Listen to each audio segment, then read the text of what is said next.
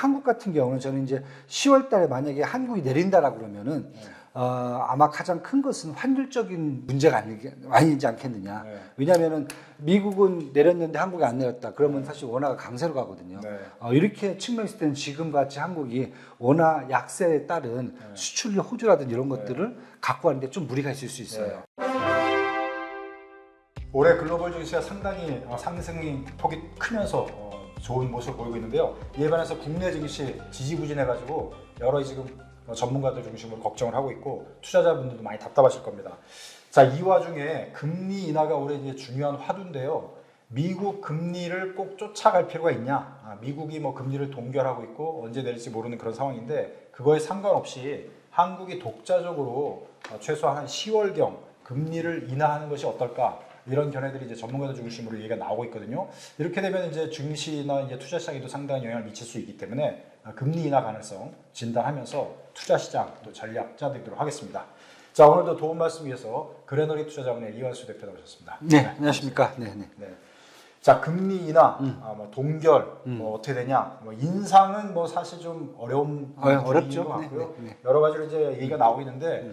뭐 얘기 쭉 들으시면서 괜찮으시면 좋아요도 미리 좀 눌러주시고 그렇죠. 하시면 좋을 것 같고요. 자, 일단 한국하고 인도 같은 경우는 약간 미국하고 동조돼가지고 동결되니까 계속 동결되는 분위기로 갔는데 이렇게 제가 좀 살펴보니까 칠레, 브라질, 멕시코 남미 국가들을 중심으로 그렇죠. 미국의 금리하고는 상관없이 작년부터 올해까지 쭉 인하 기조로 갔더라고요. 그러니까 이제 자국의 그 경제 상황에 맞춰서 경기 침체나 좀 영향이 있을 것 같다. 그러니까 이제 선제적으로 금리를 인하해가지고 그렇죠. 자국 상황에 맞춰서 이제 가는 건데 뭐 우리나라 같은 경우는 아무래도 이제 기축통화국도 아니고 또 미국하고 많이 동조돼 있고 하다 보니까 미국 금리를 보는데 최근 들어서 좀 분위기가 반전됩니다. 그렇죠. 네. 맞습니다. 워낙 금리 인하를 안 하니까 그렇죠. 그런 것도 있고 시장이 너무 지지부진하니까 그런 것도 있는 것 같고 10월 금리 인하 가능성 이에 대한 그 이박의 견해는 어떻게 보십니까? 일단은 한번 지켜봐야 된다. 저는 뭐 긍정적으로 이렇게 답변드리긴 좀 그렇고요. 뭐 그 이유를 설명드린다면은 뭐 최근에 이제 뭐 민간 전문인 한 11일 대상으로 한 서베이가 이제 계속 돌고 있어요. 5월은 이제 만장일치로 기준금리를 동결해야 된다. 그럼 11회 연속 동결이 되는 거고요. 10월 달쯤에 기준금리 인하를 하는 게 좋지 않겠느냐. 그리고 연말까지 해서 한 50bp 두 번 정도 기준금리 인하죠. 한 기준금리를 3.0%까지 이렇게 인하하는 게 맞지 않겠느냐. 이렇게 전망을 지금 많이 내놓고 있어요. 그래서 그 이유를 봤더니 일단 9월 달에 미국이 기준금리 인하를 하면은 한국도 여기에 적합하게 10월 달에 따라서 해야 된다. 그리고 10월 달까지 가면 한국의 인플레이션이 더 추가적으로 완화될 수 있기 때문에 기준금리를 내려야 되지 않겠느냐. 이런 이유가 지금 있어요. 근데 일단은 그거보다는 지금 당장 나와 있는 한국의 좀 매크로 상황을 좀 먼저 살펴보면은 이것을 저희가 긍정적으로 말씀을 드려야 될지 아니면 조금 지켜봐야 될지 이제 그게 좀 답이 나올 것 같아요. 그래서 제가 매크로 상황을 좀 한번 좀 볼게요. 4월달 한국 CPI가 지금 전년 대비 2.9% 상승해요. 그러니까 3%에서 2%대로 이제 진입을 한 거죠. 그 다음에 PPI는 1.8%로 추가로 더 상승을 했어요. 그리고 이제 4월에 이제 수출 현황을 보면은 수출이 562억 달러로 전년 대비해서 한 13.8%가 증가했어요. 4월 달에. 반면에 수입도 547억 달러로 전년 대비해서 한 5.4% 이렇게 성장을 했습니다. 그러니까 쉽게 얘기해서 흑자도 이제 한 15억 달러 정도 이상 흑자를 내고 있기 때문에 어떻게 보면 펀더멘탈 상으로 보면은 조금 더 회복이 되는 모습은 보여준다. 경기적인 측면에서는요. 물론 이제 2022년이나 2023년 수준의 어떤 무역량까지를 올라가려면은 아직도 좀 한 10% 이상은 더 이제 상승을 좀 해야 돼요. 이제 그런 면이 있고, 그다음에 외환 보유고는 뭐 한 4,132억 달러로 소폭 좀 줄어들었어요. 조금. 뭐 근데 큰 차이는 없고요. 그다음에 최근에 이제 환율이 계속 급등하다 보니까 수입 물가에 대한 부담감은 여전히 있습니다. 4월달 소매 판매를 보니까 전년 대비해서 2.7% 감소를 했어요. 그리고 전월 대비는 1.5% 증가를 했어요. 그래서 소비도 좀 그렇게 좋아지는 상황은 아니다. 하여튼 전반적으로 이런 상황에서 경제 쪽에서 본다면 KDI가 며칠 전이죠. 국내 올해 2024년도 경제 성장률을 한 2.2%에서 2.6%로 상향 조정을 했다. 네. 요거까지 나와 있어요. 저희가 이제 조금 이제 미국하고 비교를 해본다면은 미국은 지금 소비자 물가 지수가 한 3.4%에다가 개인 소비 지출 지수, PCE 지수가 한 2.7% 정도가 나와요. 네. 그런데 기준금리는 5.5%라는 거죠. 네.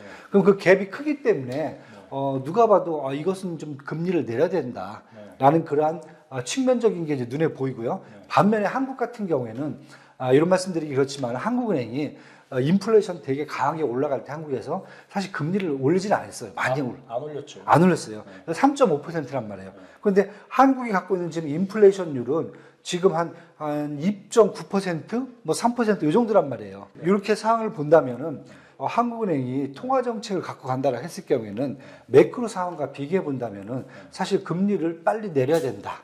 이런 그 뭐랄까 이유가 사실 크진 않아요. 솔직히 말씀드려 갖고요.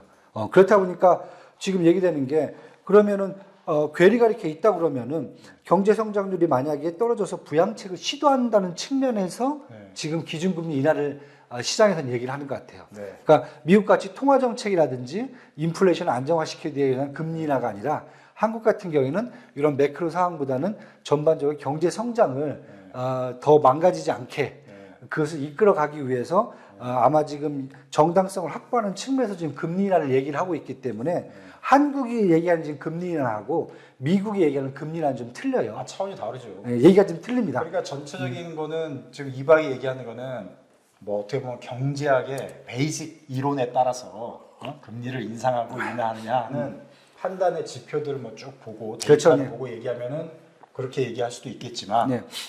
이제 뭐 남미 국가들도 좀 차별화돼서 움직이는 게 각국의 상황이 좀 다른 거니까. 그렇죠. 네. 그럼 우리나라 상황은 어떤 거냐? 우리나라는 이제 생산자 물가나 이런 전체적인 물가가 오르지만 제가 이제 뭐 인하론을 주장하는 입장에서 편에 서서 막 얘기하는 건 아니고 어쨌든 그쪽 분들의 얘기를 대변해서 하면은 지금 물가가 오르고 있지만 특히 이제 생산자 물가가 좀 막 오르는 거는 글로벌 그 원자재 가격들이 다 맞아요. 오르고 우리가 뭐 육과 관련해서 다 영향을 받으니까 우리나라의 특수성 때문에 그런 거는데 그런 물가들을 조금만 잡을 수가 있고 내국의 어떤 여러 가지 물가들을 최근에 뭐 하여튼 농산물 뭐 과일 해가지고 문제가 됐었는데 그런 가격들도 좀 잡고 전월세 쪽 뭐 이렇게 주택 관련해서 된 물가들 조금 잡고 하면 경기 부양과 시장 부양 차원에서 너무 지금 그 나라 경제 또 내수가 힘들다 보니까 그런 차원에서 이게 인하를 해야 되지 않겠냐 이런 게 이제 힘을 얻고 있다 이렇게 봐야 되죠. 이제 그렇게 얘기하면은 사실 우리가 그럼 왜 10월이냐 얘기가 나오는 거죠.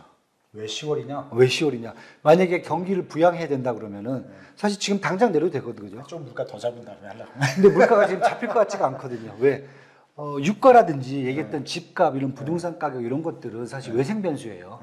외생 변수는 정부가 컨트롤한다고 되는 문제는 아니거든요. 물론 이제 이런 건 고려했겠죠. 미국의 금리가 9월에 인하될 가능성이 조금 있다 보니까 뭐 그것까지 감안해서 10월로 얘기하지 않았을까 이렇게 또 추측은 해볼 수 있겠죠. 그럼 이제 독립적인 게 아니죠.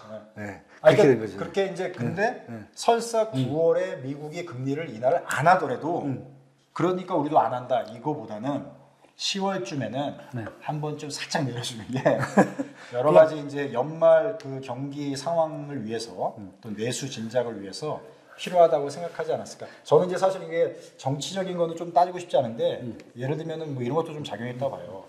야당에서 그 개인당 25만 원 지급하자고 그 총선 그 공약으로 걸었고 그 영수회담에서도 야당 대표가 그걸 강하게 주장했잖아요. 그렇죠. 근데 정부에서 안 받아들였잖아요. 그러니까 그런 식의 그거보다는 차라리 전반적인 경기 부양을 위해서 이런 금리 인하 쪽으로 살짝 가는 거 아닌가. 그러니까 결국 지금 국내는 정치적인 이슈라는 거죠. 근데 그게 약간 개입이 되지 않았을까? 결국은 그럼 그 10월 달이라는 게 어떻게 보면은 지금 이제 한국이 갖고 있는 한국은행이 볼 수 있는 지표들 있잖아요. 지표를 갖고 지금 판단하는 게 아니라 결국 정치적이라든지 아니면 경제 정책이라는 측면에서 지금 나올 수 있는 얘기이기 때문에 그렇게 보면 사실은 이제 어떻게 보면 이것은 사실 이제 불확실성이 높은 10월 달 금리 인하론이 되는 거죠. 그래서 저는 아까 제가 말씀드린 게 긍정적으로 해야 된다. 하는 게 좋다라고 답변을 드릴 수 있는 상황은 아니다.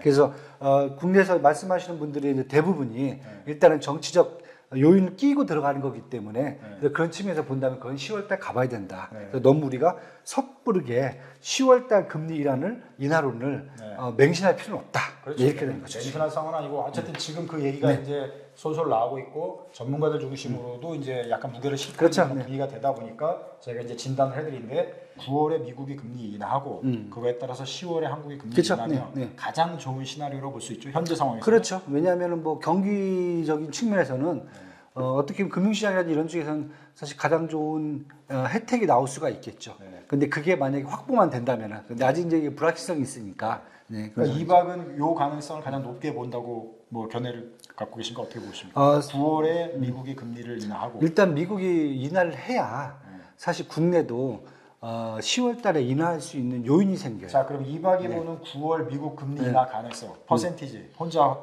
저 판단을 하는 뭐 일단은 페드 와치 같은 경우에는 지금 9월 달을 거의 한 60% 이상을 보고 있어요. 네. 저는 그런데 한 80% 이상을 본다. 더 높게 본다. 네, 더 높게 본다. 그러니까 이제 시간이 가면 갈수록 그 퍼센티지는 더 올라갈 거다. 그렇죠. 이렇게 왜냐하면 뭐 지난번에 저희가 또 한번 설명을 드렸었어요. 미국 내에서도 저희하고 비슷해요. 네. 물론 연준에서 얘기했던 게 2.0% 정도로 떨어져야 자기들 기준금리를 내리겠다. 근데 그러한 정책적인 건 없어요. 2% 떨어져야 금리를 내린다. 그런 정책은 없거든요. 근데 그건 자기들이 설정을 해놓은 거고 지금 시간이 갈수록 시장에서도 저희하고 똑같아요.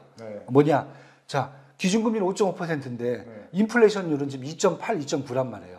그러면은 이 갭이 여기는 확실히 눈에 보이거든요. 그래서 그런 측면에서 아마 미국은 연준은 압박이 우리보다 더 세다. 네, 그렇게 해서 한 9월 달 정도쯤에는 충분히 가능성이 있지 않겠느냐 이렇게 지금 보여지고요. 그렇게 됐을 경우에 만약에 한국 같은 경우는 저는 이제 10월 달에 만약에 한국이 내린다라 그러면은 아마 가장 큰 것은 환율적인 문제가 아니지 않겠느냐. 왜냐하면은 미국은 내렸는데 한국이 안 내렸다. 그러면 사실 원화가 강세로 가거든요. 이렇게 측면에서 때는 지금 같이 한국이 원화 약세에 따른 수출료 호조라든지 이런 것들을 갖고 가는데 좀 무리가 있을 수 있어요. 급격한 또 수출에 또 변화가 생길 수가 있으니까. 그래서 만약에 이유를 대야 된다면은 아마 환율적인 요인, 이것을 좀 많이 볼 수 있다. 저는 이렇게 좀 보고 있습니다.